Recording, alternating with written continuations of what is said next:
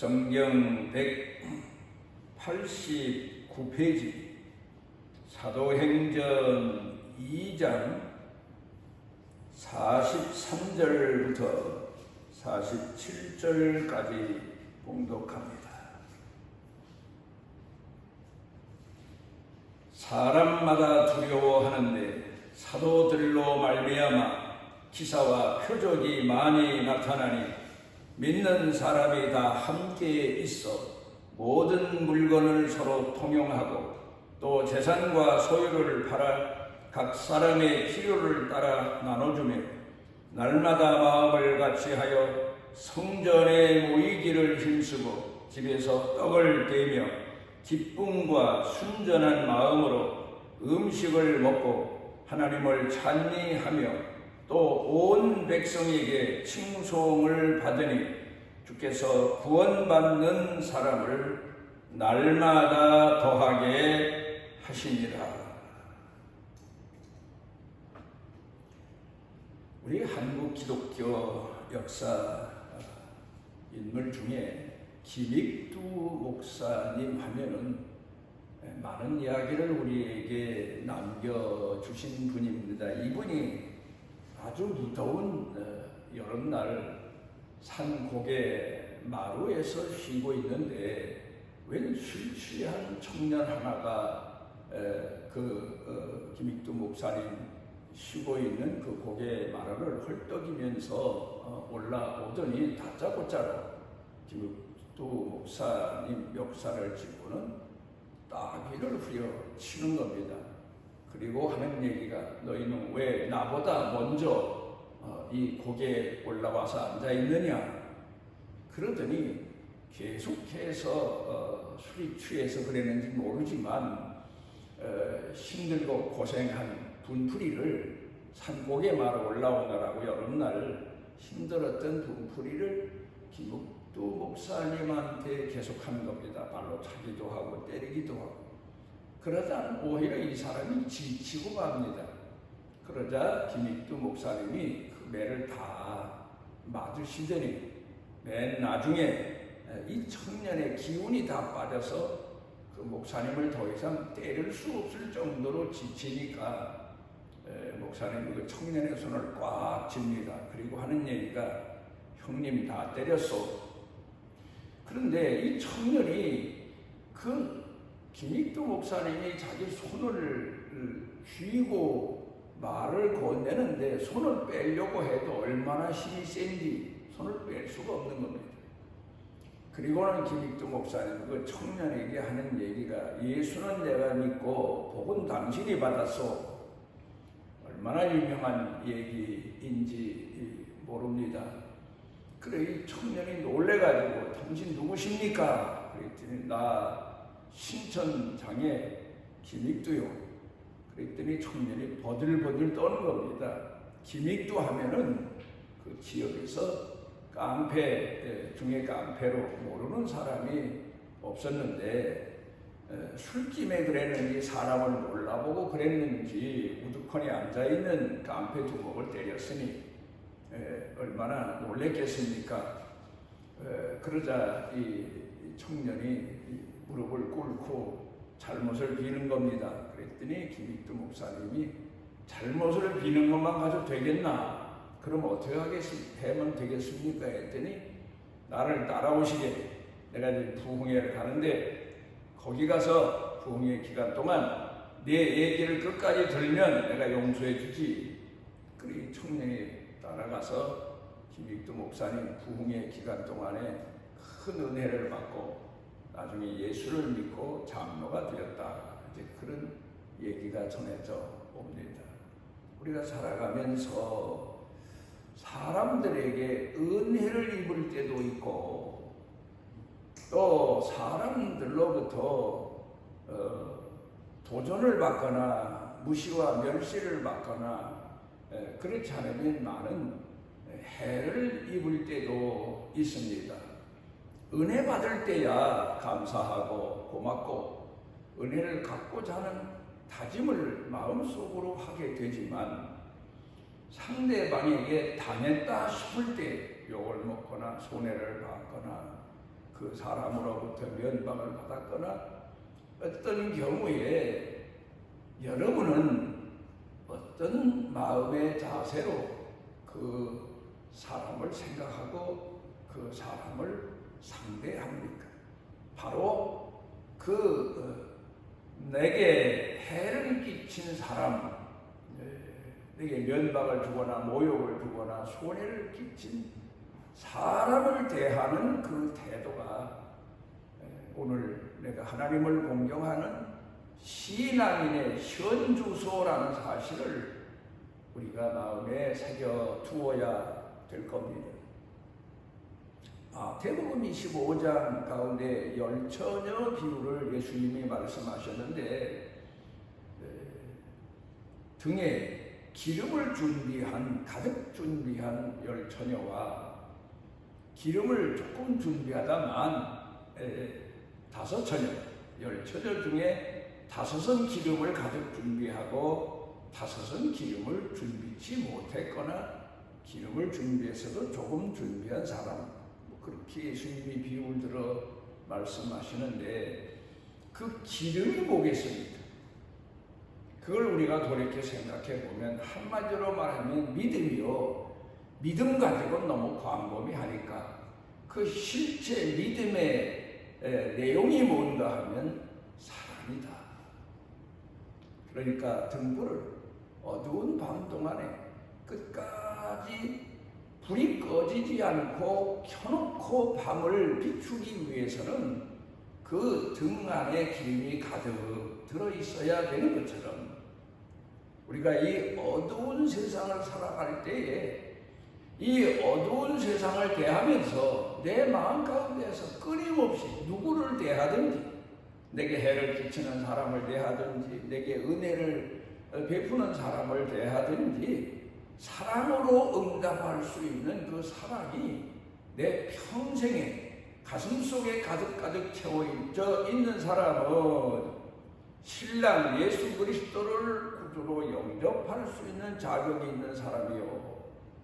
사랑이 없어서 부족해서 조금밖에 없어서 인내하지 못하고 처음에는 사랑을 베풀다가 나중에는 한계에 도달해서 분노하고 시기하고 질투하고 원수 같고 이런 마음을 가진 사람에 대한 비유 말씀으로 우리가 생각해 보면 내 자신의 신앙이 어느 수준에 머무르는지를 돌아보면서 우리 스스로 깨닫고 자책하고 회개하고 그리고 하나님의 긍휼하신 은혜를 구하는 그런 믿음의 기도가 우리 일상생활 가운데에서 계속되어야 될 겁니다. 어린 나이 자라는 모습을 보면 귀엽죠. 그런데 그 아이가 그 귀여운 정도에 머물러 버리면 그 문제가 심각한 거죠.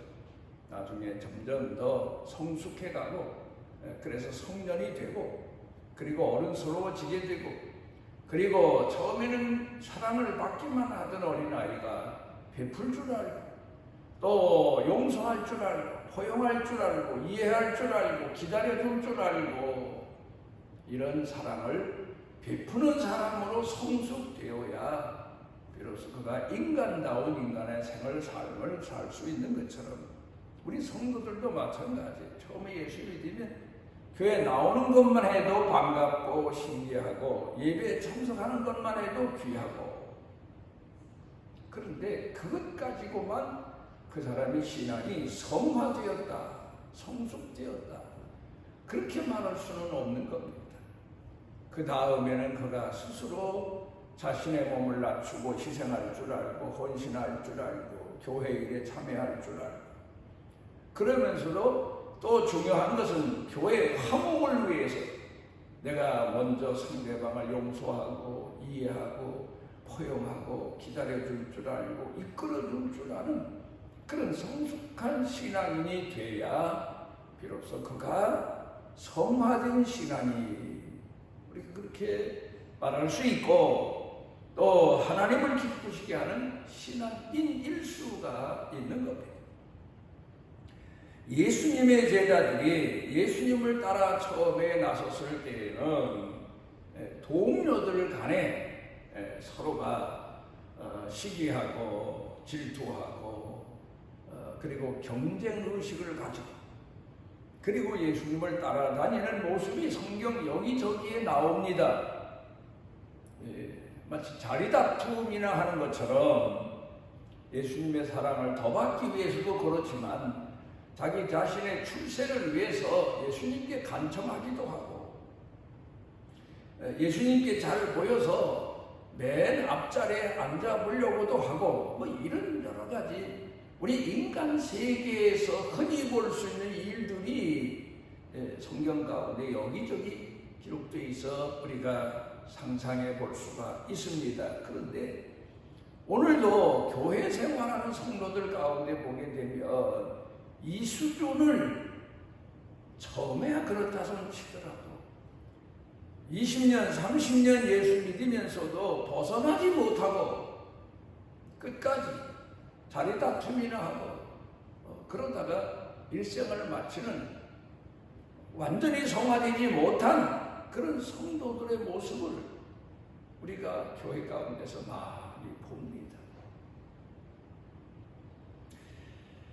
성경 가운데 보게 되면 다윗의 신앙 성숙 과정이 시편 1편에는 자기 신앙의 성숙 과정의 목표가 마치 사나운 맹수가 사흘 나흘을 굶주려서 주린 배를 채우기 위해서 밤과 낮을 가리지 아니하고 그 야욕을 불태우며 사냥할 사냥감을 찾아서 소리 지르며 다니는 것처럼 내가 하나님의 은혜를 입고 능력을 입기 위해서 더 깨어서 몸부림치는 그런 신앙의 내용을 묵상이라는 말로 표현해서 고백하고 있지 않습니까? 내가 주야로 주의 말씀을 묵상하나이다 하는 내용이 나옵니다. 물론 예수 처음 믿고야 그런 마음을 가지고 우리가 신앙생활하지요. 내가 열심히 주 앞에 기도하고 충성하고 헌신해서 하나님의 사랑을 받고 능력을 입고 은사를 받고 하나님께 온전하게 쓰여지고 그런데 시편 55편에 가서 보게 되면 51편에 가서 보면 다윗의 신앙 고백의 내용을 통해서 우리가 다시 한번 돌이켜 생각해 보게 됩니다. 그렇게 의를 사모하고 열정적으로 하나님을 공경하던 신앙이니 물론 자기 죄와 타락을 돌아보면서 통회한 내용이 나오긴 합니다만은 거기 보게 되면 자신은 모태 지음받을 때부터 죄인 중에 죄인으로 세상에 태어나게 됐고 그러면서 자기 자신이 어렸을 때부터 지은 죄에 대해서 통회하고 자복합니다. 어거스틴의 참회록을 보게 되면 자기가 어렸을 때 어머니 젖꼭지를 물고 아마 늦게까지 어머니 젖을 빨았던 것 같아요. 뭐 심리학자들 말에 의하면 사람이 4살 때부터 기억에 남지 그 이전 행동은 기억에 남지 않는다는데 젖을 빨면서 젖이 나오지 않는다고 추정했던 것까지 회개하는 내용이 나옵니다. 어거스틴이 참회록에 보게 됩니다. 그런데 바로 아마도 어거스틴이 어머니의 젖을 늦게까지 아마 먹으면서 성장했는데 어머니 젖이 그렇잖아요. 뭐 아이 태어나서 4살 됐는데 그때까지 젖이 잘 나올 리가 없죠.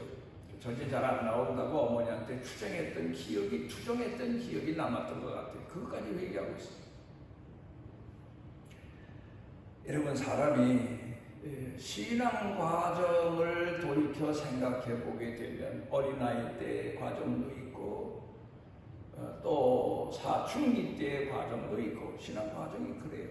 청년 때의 과정도 있고 또 성년이 된 그때의 과정도 있고 뭐 그런 과정을 거쳐서 우리도 성화된 하나님 마음에 맞는 신앙인으로 내적인 신앙이 자라가게 됩니다만은 우리가 살아가면서 나 자신을 돌아보고 내가 어느 수준에 지금 신앙생활을 하고 있나? 내 신앙의 현주소는 바로 어디쯤일까? 그걸 한번 우리가 돌이켜 생각해 봐야 됩니다. 예수님께서는 부활하신 다음에 제자들과 함께 40일 동안 땅에 계시면서 그들에게 부활신앙과 하늘나라의 신앙을 다시도 한 번 더 확인시켜 주시고 승천에 40일 후에 올라가시는데, 그때 예수님께서 너희가 예루살렘을 떠나지 말고 모여서 기도해라.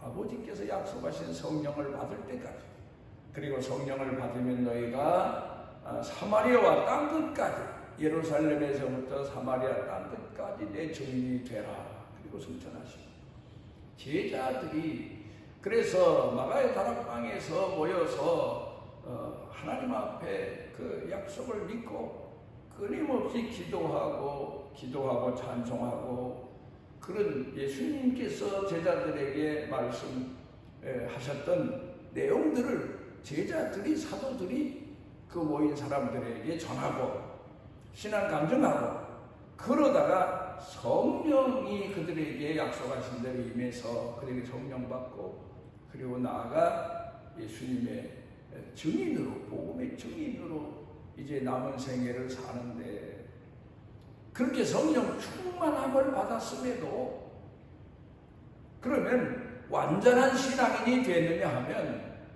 사도행전 가운데 보게 되면 베드로의 실수도 나오고, 그로 인해서 사도 바울에게 책망받는 얘기도 나오고, 뭐 이런 얘기가 나옵니다. 그걸 보게 되면 우리 신앙인은 성령 충만함을 받고 은사를 받고 하나님 앞에 어떤 직분을 받았다 손 치더라도 우리 내적인 사람의 성화 과정은 평생 가는 거로 우리가 생각해 볼 수 있습니다.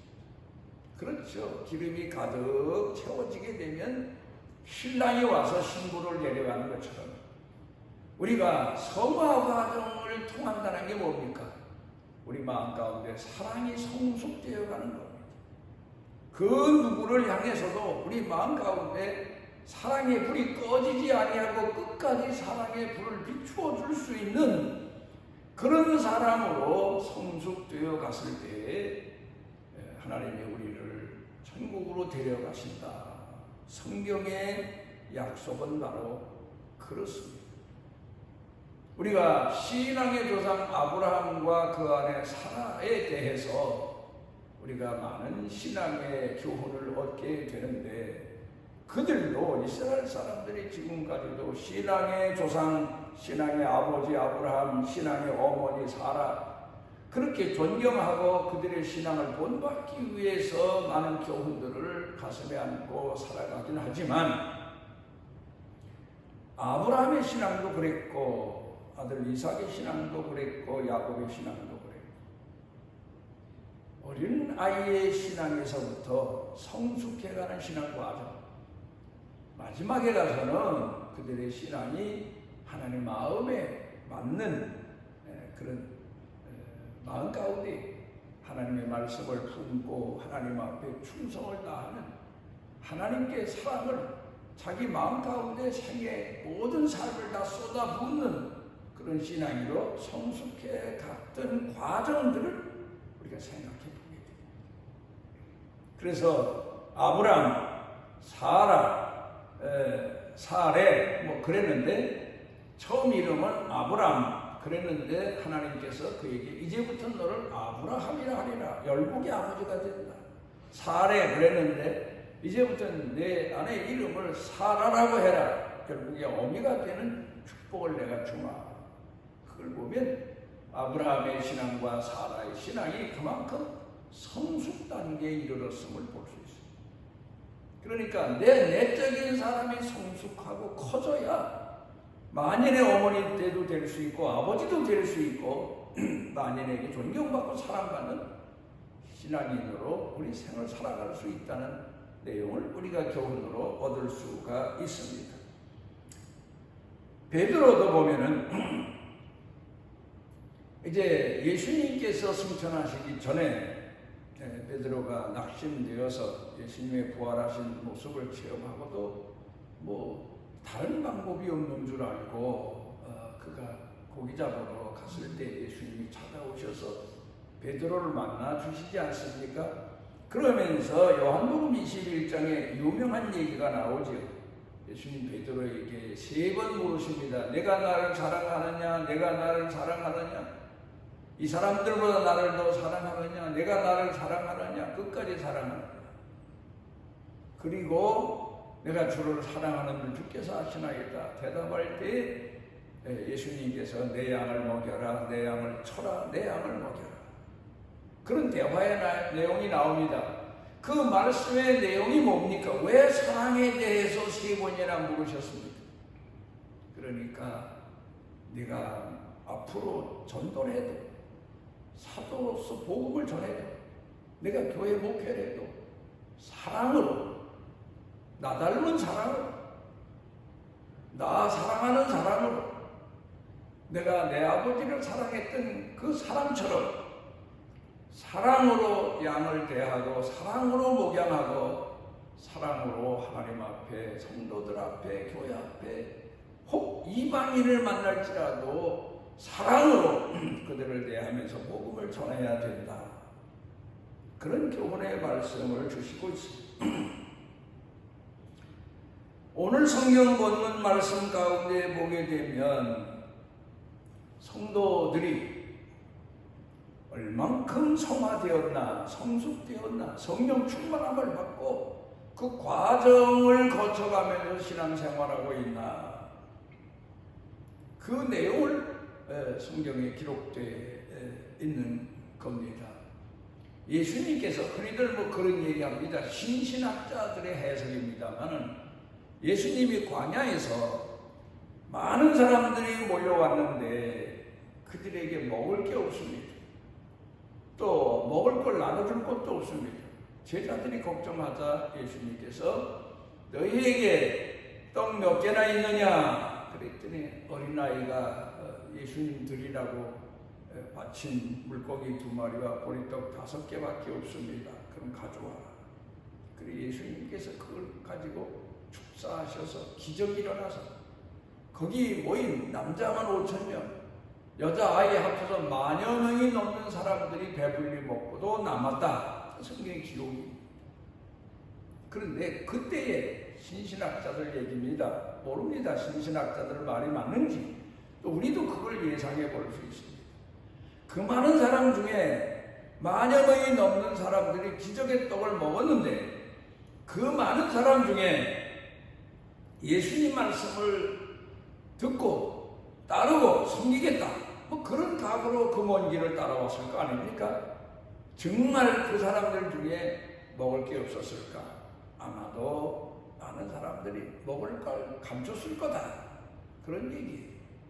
근데 신신학자들 얘기는 어린 아이가 물고기 2마리 보리떡 5덩이를 예수님 드시라고 드린 걸 보고 감동이 돼서 자기 가져오고 감췄던 걸 내놔서 그 사람들이 먹었다. 그런 이제 참 기가 막힌 발상의 이야기를 합니다만 사실 그건 아니죠.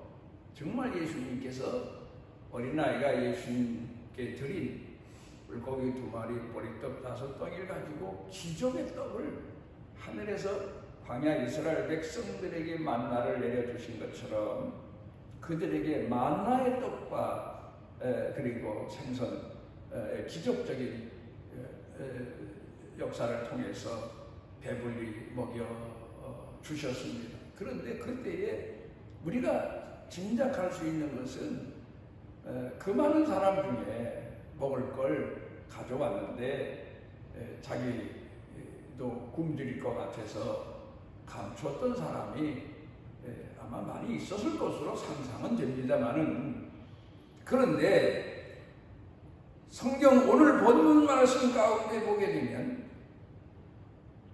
성령 충만함을 받고 그리고 자기 것을 자기 것으로 여기지 아니하고 교회 안에 가난한 사람들이나 부자들이나 같이 먹고 같이 아이들 키우면서 살아가기 시작했다. 그만큼 사랑이 성숙했다. 사랑이 넘쳐나게 됐다. 그런 말씀입니다. 예수님께서 복음을 전하실 때에 유대인들이 예수님에게 표적을 보여달라고 그랬어요.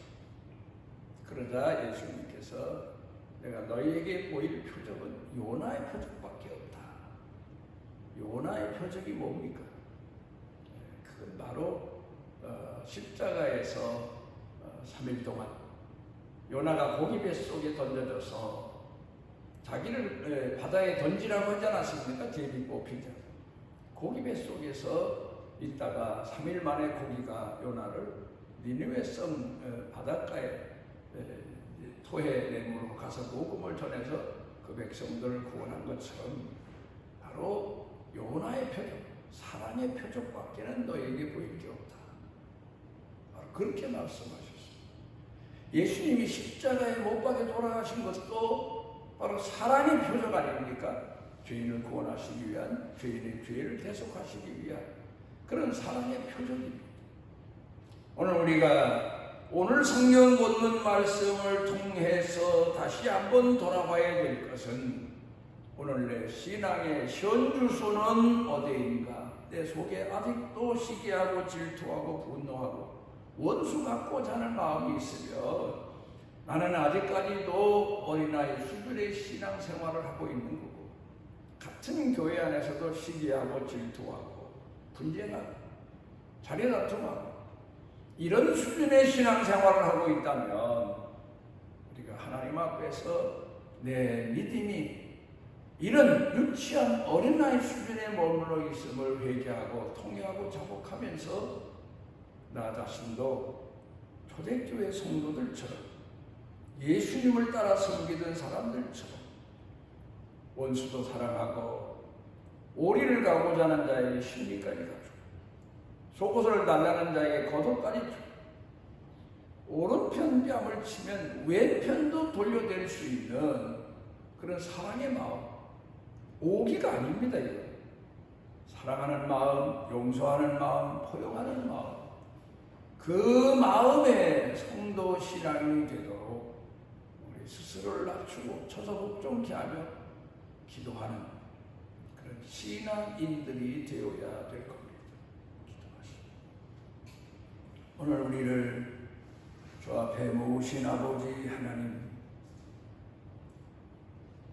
주의 말씀과 성령으로 충만한 스데반 집사가 자신을 돌로 쳐서 죽이는 원수들을 불쌍히 여겨달라고 기도하며 그가 주 앞에 순교당한 것처럼 우리도 마지막까지 원수를 가슴에 품고 그들을 사랑하고 그들을 불쌍히 여길 수 있는 이 성숙한 신앙인의 마음을 가지고 마지막 주 앞에 갈 수 있도록 긍휼하신 은혜를 더하여 주옵소서.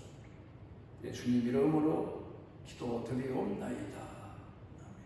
이스라엘의 하나님 여호와께서 그 날개 아래 보호를 받으러 온 내게 온전한 상 주시기를 원하노라. 사랑을 가슴에 품으시고 이 땅에 오셔서 양들을 찾으시고 잃어버린 양들을 또 가슴에 품으시고 끝까지 사랑하시며 구원의 주가 되신 우리의 선한 목자이신 예수 그리스도의 무한하신 은혜와 우리를 선택하시고 우리 믿음을 하나님이 받으실 만큼 성숙하도록 양육해 주시고 기다려 주시는 아버지 하나님의 만극하신 사랑과 내지하셔서 깨워주시고 일으켜 주시고 주의 사랑을 따라 순종하고 충성하게 하시는 성령님의 능력의 은총이 사랑하는 자녀들 머리 위에 영육간에 사는 생활 중에 가정 가족 중에 일터 경영 중에 온 교회 중에 넘치고 넘치도록 함께 하시기를 축원하옵나이다.